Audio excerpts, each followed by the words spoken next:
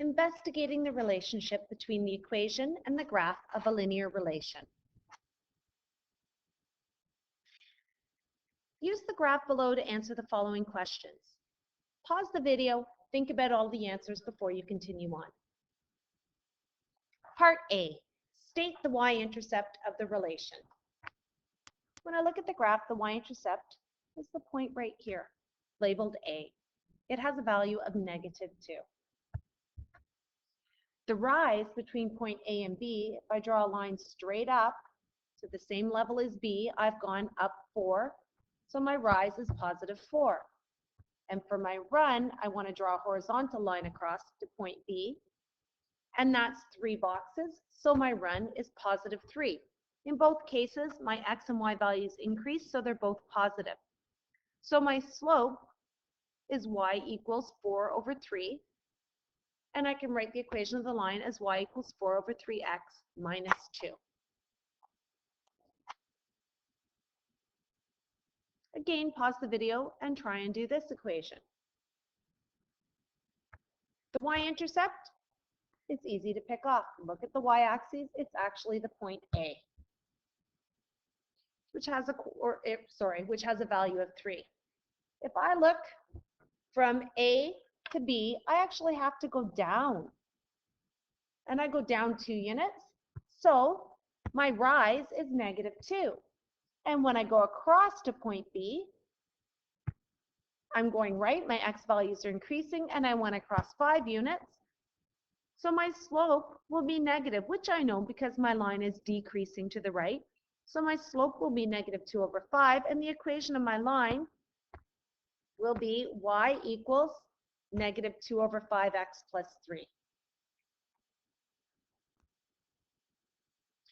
So we were able to determine the equation of a linear relation by determining the y-intercept and slope of the relation. Can we use the equation of the linear relation to create the graph? So let's go back. If I know this equation is y equals -2/5x plus 3, that would tell me the y-intercept is here. And what did I do? I went down 2 and right 5 to get to point B. Can I always do that to find the equation?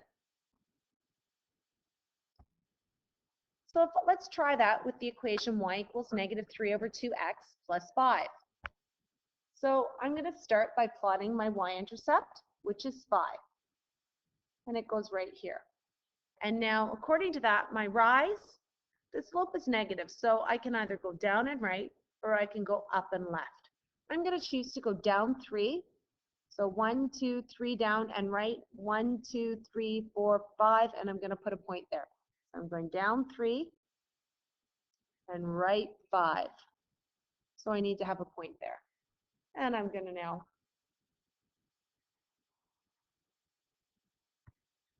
try and do it the other way. If I'd gone up 3, 1, 2, 3, and left 5, 1, 2, 3, 4, 5, I would have a point there. And my points are all lined up, and when I draw my line, sorry guys, I don't have a ruler and it doesn't work easily on this apparatus. When I draw my line, it goes through all those points. Now the only thing I do have to remember is I can't have any of this stuff here. My y-intercept should be on my graph. Now let's look at that. If I go from my y-intercept to another point, I went down 3 and, oh, I went right 5. I forgot what number I was doing. Sorry, let's try that again. I had the y-intercept in mind when I did this. So the y-intercept is 5, and we're going down 1, 2, 3, and we're going right 2 and putting a point right there. Or I could go up 1, 2, 3, and left 2. And if I look, all the points line up in a neat line, but I really shouldn't have this part there.